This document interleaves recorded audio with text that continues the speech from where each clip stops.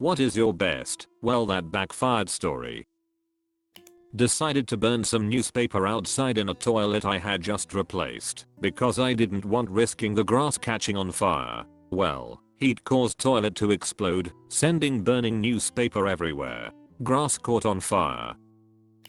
When I was a kid at summer camp, I once attached some skyrockets to one of those balsa wood gliders. I tossed it out toward the lake after lighting the rockets, and it flew normally for a few seconds until the rockets kicked in.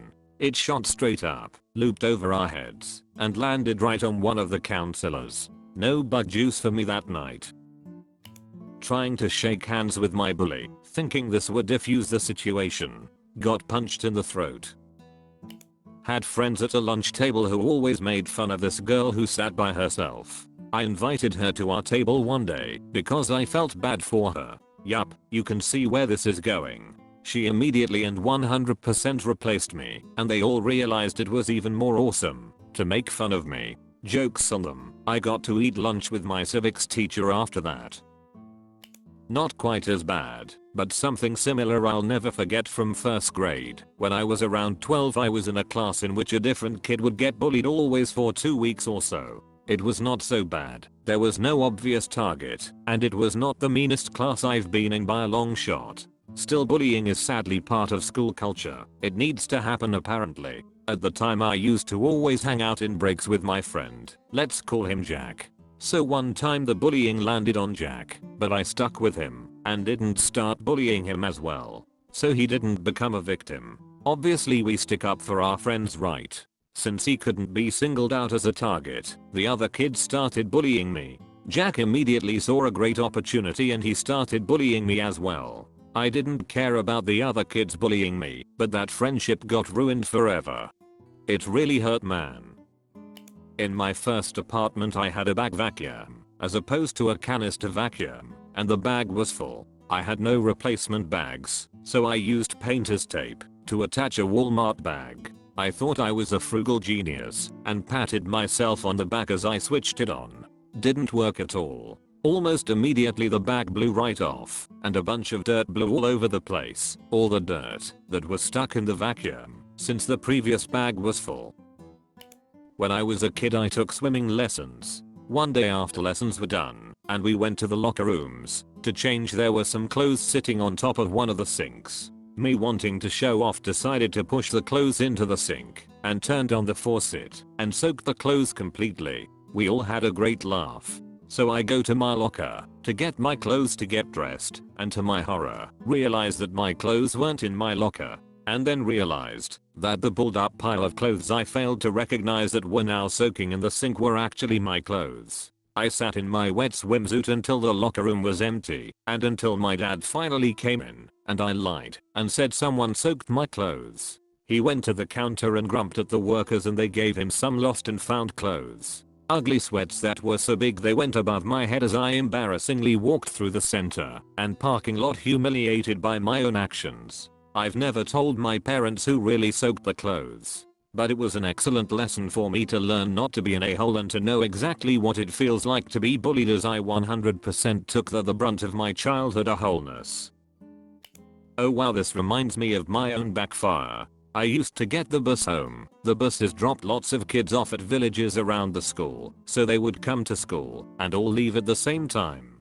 My friend lived nearby and I wanted to go to his instead of home, but figured my parents would say no. So we hatched a plan to tell my parents we had been kept behind after class and consequently missed the bus, so I would have to stay at my friend's. This backfired absolutely when my father, in a livid rage that the school would be so irresponsible as to leave a child stranded, came to pick me up immediately. He was not supposed to be home that day and took me straight to school to grill the teachers. I was too scared to tell the truth. Needless to say, the teachers were extremely confused. I was caught in a ridiculous web of lies and managed to both piss off and embarrass my father in front of the head teacher.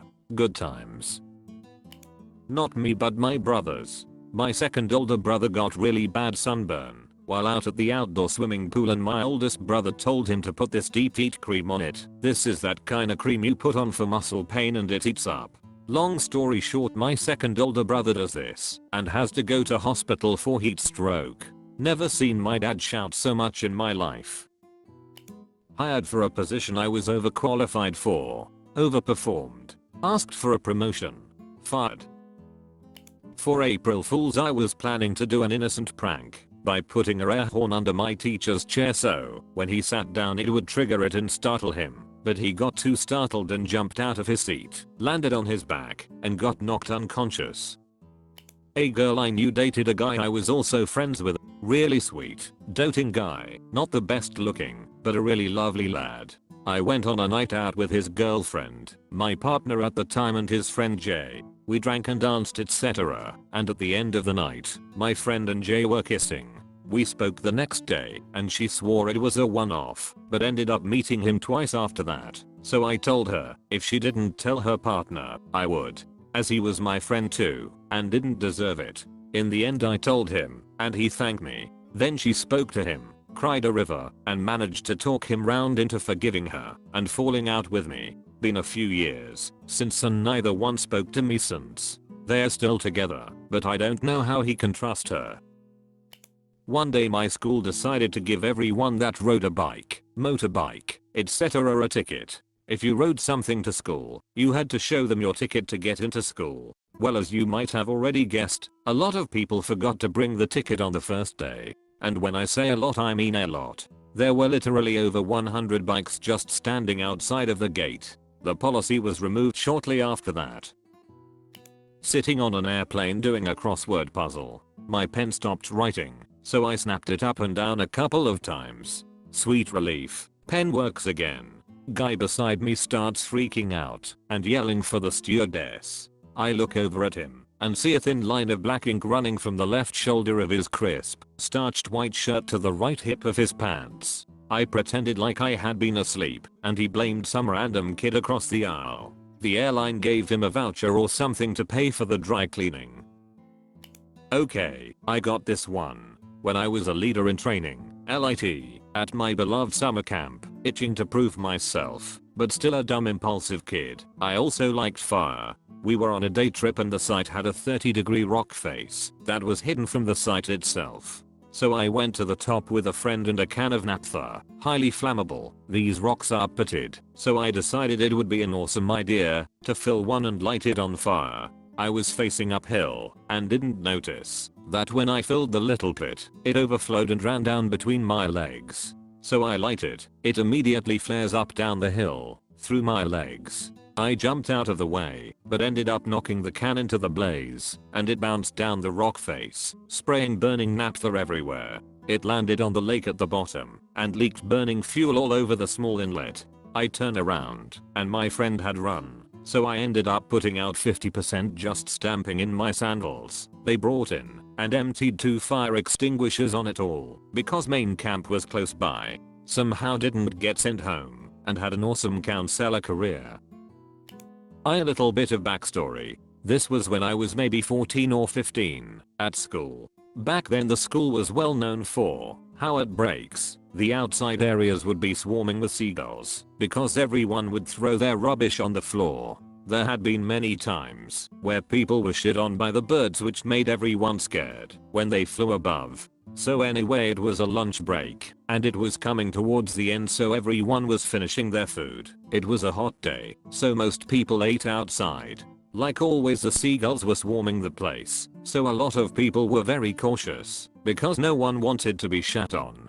Me and a load of friends were all kinda just huddled together in a circle, you know, having a bit of banter like the young teenagers do. I kept looking up because of all the seagulls, right, and I see that one has taken a shit right above me. It was quite high up, so I had time to react. I decided to get everyone's attention and then took a step back and stood there looking all smug.